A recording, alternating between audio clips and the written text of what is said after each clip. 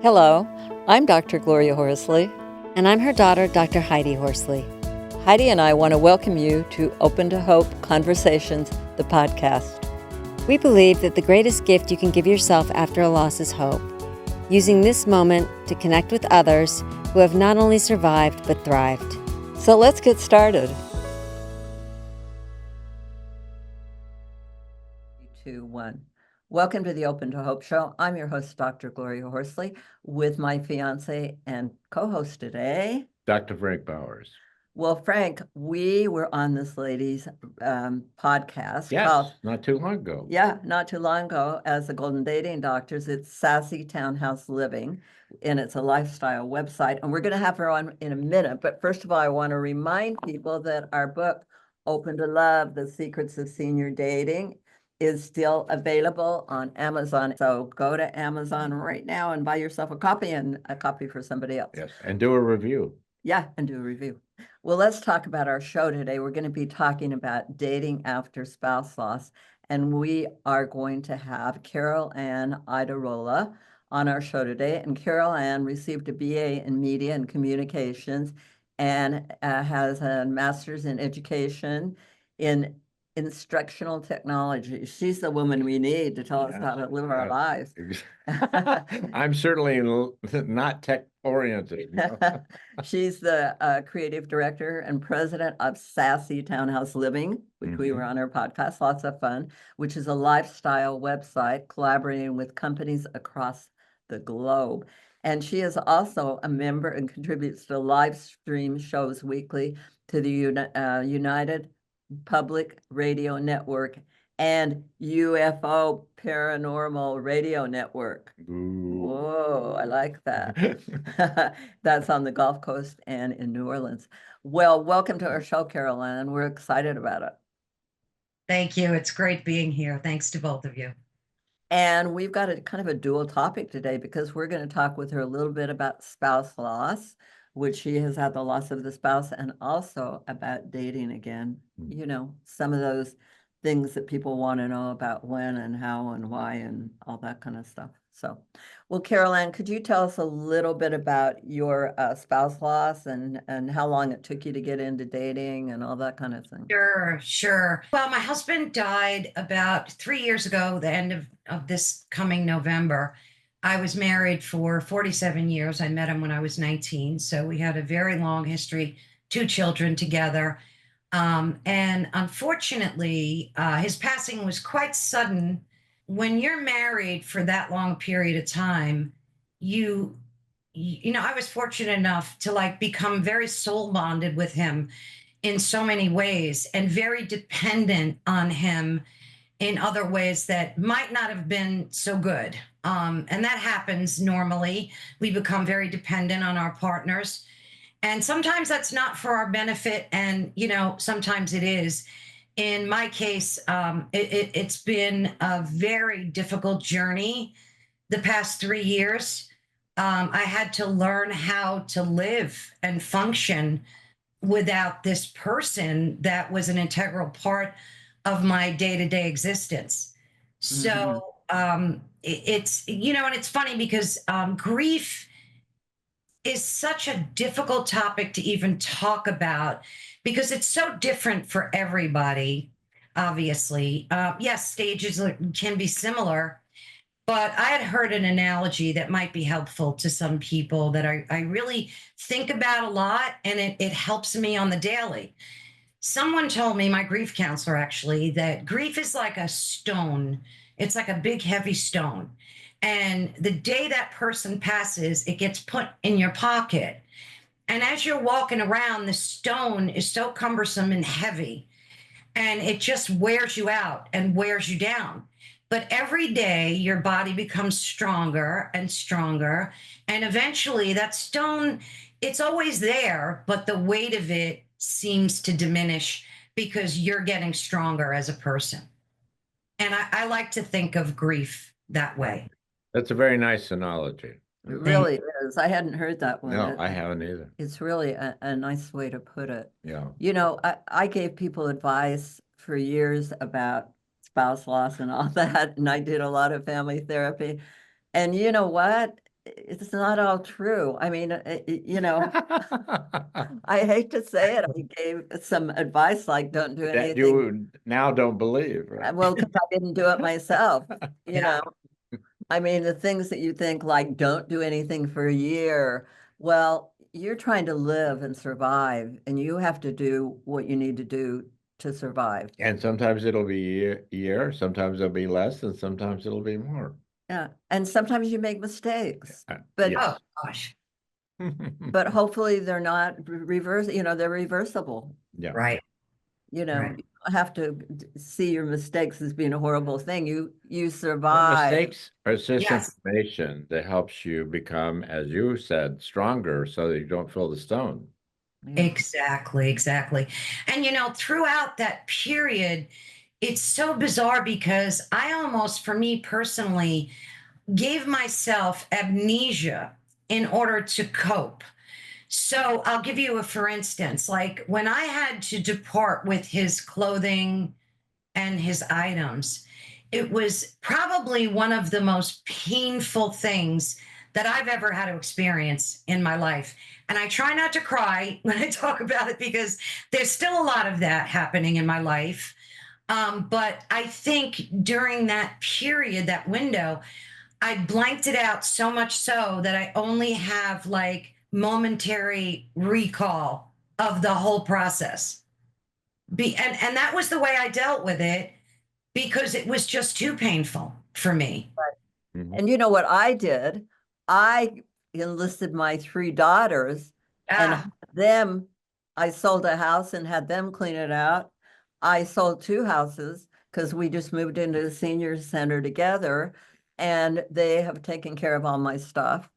And I just said, because I'm in a new relationship, it was a little easier. I wasn't picking out what I wanted to keep and what I didn't. It was what I wanted to take into a new relationship. right. That's such a good point. Gosh. Well, unfortunately, my children couldn't handle it. They Yeah. they just couldn't. So there was that, and I knew I had to do it. And it's just an ongoing healing process. And I don't feel guilty about not remembering those times because it was part of how I coped.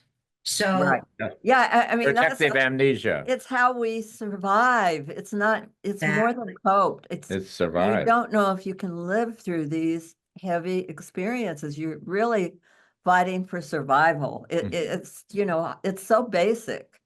I just think we forget that. It's biological. We're trying to That's live. such an excellent point because for probably the first year, in all honesty, I wanted to be off the planet. I Right. just did. I just felt like he went, I went, and that's. So having a grief counselor for me was a great healing thing, and I still see him once a month because a lot of stuff still comes up. Being very wise by having someone help you with those moments when they do Yes, come up, because you yeah, go through periods where you think everything is okay and maybe I don't need this, and then all of a sudden something hits. Yeah. absolutely. That's exactly correct. I had a grief counselor also. Yeah, I found it invaluable. Mhm. Oh, So, yeah. yeah. So tell us about dating. When did you start dating and how did that all happen? And how did you decide you were ready? Well, real quick, about 6 months before my husband passed away, maybe even less time than that, out of the blue, my husband said to me, when I pass, you make sure you find yourself a nice boyfriend because you're not the type of person that can be alone. And I was like, shut up. I don't want to hear it, that kind of thing. Exactly. But I he think, was so right. yes. By the way, Absolutely. exactly the same thing happened to me. Oh But my continue God. on with it. Yeah, my husband said you'll be with somebody, and I'm like, no, no, no, no, no, no. Oh my gosh, that's so weird. I don't know. I guess they know us better than we know ourselves. But I Well, just he really cared about you and yes, realized that he wanted you to be happy. And that's exactly. where that's where the true love comes, when someone can say that Exactly. at the end of their life and say, look, I may not be here, but I want you to be happy and you deserve to be. That's really love. Yes, That is so well said because it's exactly spot on. So, long story short, my sister is a great support pillar to me. And I think at about month 10, she said to me one day, "You need to get on a dating app and you need to just start getting out of the house, even if you just go for dinners with people. Nobody's telling you to get involved, but you need to get Exactly. out there." And I resisted and resisted. And then finally I said, you know, maybe she's right. Maybe a few dinners with some folks would be nice, have conversation, you know.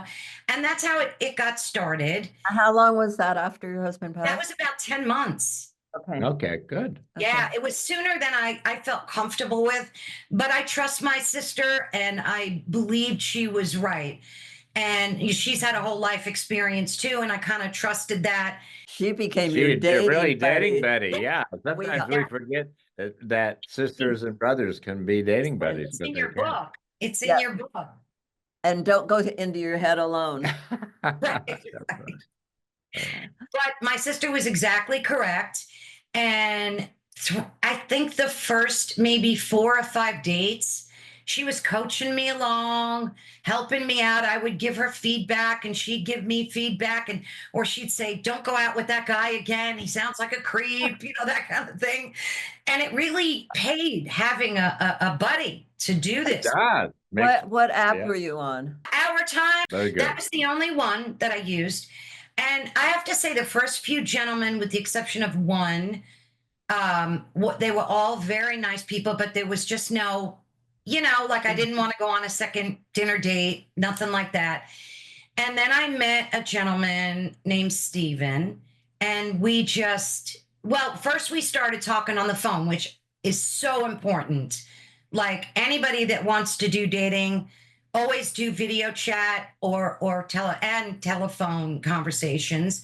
And I think I had about a week or two of worth of them before I agreed to meet him for coffee, even because oddly enough, I changed it from dinner to just coffee because I Sure.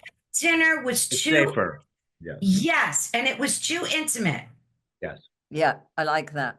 Yeah, It we just felt too intimate to me. So I said, you know what? I'm just going to do coffee at Starbucks or something like that. And I know I'll feel a lot more comfortable. So after we spoke, we had clicked on the phone and we just decided it would be great to meet. And the first time I met him for coffee, it was very comfortable, very relaxed. And I was so happy I chose just coffee. I couldn't, there's such a difference. I think We talk about also the first time, unless there's tremendous chemistry, that you should limit it to an hour because you want to make sure you don't get yourself, uh, you want time to think about the experience. absolutely, that's so true. And I did tell him that I would meet him for an hour or so. And just, you know, it's funny when you meet someone, you can always tell from the get-go. Well, I can, if I want to see this person again, if I want to move Yeah. forward It with doesn't take long, does it? No, no, it doesn't. And he brought me flowers right out of the get-go, right from the sweet. first, Yeah. right at Starbucks. And he opened my car door and did all the things that I Hey, this guy knows how to treat a woman. Yeah. absolutely, absolutely. He was just the epitome of polite, kind. He didn't seem nervous or awkward. And from there, then we had dinner. And now it's 2 years later and we're doing great. You know, that's really great information for men who might be listening because they need to know that it is important to treat a woman respectfully and nicely, Absolutely. especially at this point in their life. And they really need to show that they're comfortable in their own skin. Those are really important things for men to remember when they're wanting to meet someone. That is gospel truth. And till today, he'll bring me when he comes, even like last night, I had him over for dinner. He brings a bottle of wine. He's always bringing not that the material items, it's the No, thought. it's the little things, the thoughtful things. Exactly. Exactly. And he has the same value system as I do. And we discovered that as we kept dating, the same belief system, value system. That's really crucial, isn't it? Yes. And oddly enough, this man is a recovered alcoholic. He hasn't had a drink in like 15 or 18 years. And when I first heard that, it was a big red flag for me. And I almost based my decision to not see him again because of that. So I have to But you're just glad say, you didn't let I'm that get in so the way, glad. because, he's proven that he can overcome something, and that's a lot of Absolutely. strength. I mean, that's Right. really a plus in many ways. Yeah. And he went through a terrible time in his life. His ex-wife was having an affair, that whole thing. And during his hard struggles, he turned to alcohol, but he got over it. He overcame the challenge. But I just put that out there because while you don't want to get someone who's actively has a problem, There's a big difference between someone yeah, who's been sober and been in a program for right. 15 years than someone who really is actively drinking. Absolutely. And I think we tend to judge people on both sides too quickly, whether it's men or women. And, like I fully believe that I am not my past. Yes, my past molded me into the human that I am today, but I'm not my past. I'm not my past digressions. And I don't want other people to judge me, nor I judge other people. So, And especially with him, he yes, overcame that. And, absolutely. many people never overcome That's that. correct. And And so like, that's actually a plus if in many I think cases. so too. We'll go out to dinner, and I'm not a drinker either, but occasionally I'll have a glass of red wine with a steak or whatever. And at first I didn't because I didn't want to make him feel awkward. And then he said, "No, no, no, enjoy a glass of wine." And did Exactly. He knows what works for him. He knows what works for him. Let exactly. me ask you a question. Yeah. What would you say to a woman or a man who is listening to this or watching it today, if they're on the fence about dating, but they're feeling lonely? I know that challenge very well. And I would say muster up as much strength as you can. But answer this question first. Are you okay to spend the rest of your life alone? Or do you need a partner in your life or prefer? And once you answer that question, then just pick yourself up and just do it. Don't think about it, just do it. Go on the dating sites. You have a lot of And power. find a sister like yours. Yes, find that's correct. You know, Find somebody. yeah. What we have found that when you put the word out that you are dating and online dating, you will find that many of your friends will suddenly come forward or people that you know and say they've online dated. Mhm. I mean, there are a huge number of people who have online dated that would be willing to help you Or out. you go back to a high school reunion or college reunion, and all of a sudden you meet someone Yeah, who you were interested in, but it never materialized, and all of a sudden there's new spark. never know. Once you say to myself, I'm dating, Yes, it makes a difference. your brain says, I'm dating, you get out of the sweat. So you look around when you go into a restaurant or a bar to see if anybody's available. You tell your friends, you find out, but online are the best numbers. Well, you're going to meet people you wouldn't normally meet. And most of us, when we get to be this age, we may not be working, we may not have a lot of social engagements with a lot of people. So Right. it's easier to meet people that you wouldn't normally meet if you use the online service. But there are other ways to meet people, and we Yeah, certainly encourage people that to do exactly what you're saying. Once you make the decision that you don't want to be alone, and you would like to have someone in your life, take action, whatever the absolutely. action is. It's so important. Once you make that decision to start dating, your whole energy field changes. Does. And Yes. and it's a slow progression, but people sense that, they feel that, and then you start attracting people too. A Or lot of that is sending your out a message. Yeah. Yes, a lot of it's your energy field. But I wish all of those folks out there the best of luck. You can find me on sassytownhouseliving.com and also on YouTube, either under Sassy Townhouse Living or Ethereal Encounters Unveiled. I interview a lot of authors like yourselves. We had a great conversation, and it's an exciting place to discover some truths. Great advice. Great advice. And Thank I'm you. sure that many people need to hear this because they're not out of their sweats yet. Yep. Yeah. And we met online Yes, and that can happen. we've been And it together for happened for 3 you. years. Thank you so much for being on the show today, Carolann. We want to thank everybody for watching our show today. And Frank and I always want to remind you that if you've lost hope and you're feeling lonely, get out there into that community again. And find yourself a sister that's helpful. Absolutely. And also, if you've lost hope, please lean on ours until you find your own, and God bless. God bless. I'm Dr. Heidi Horsley. You have been listening to Open to Hope, the podcast. You can follow Open to Hope on Facebook, Instagram, and Twitter. To learn more, visit us at opentohope.com and go to Apple Podcasts to subscribe. I'm Dr. Gloria Horsley. Join us again next week for another Open to Hope conversation, where we invite you to lean on our hope until you find your own.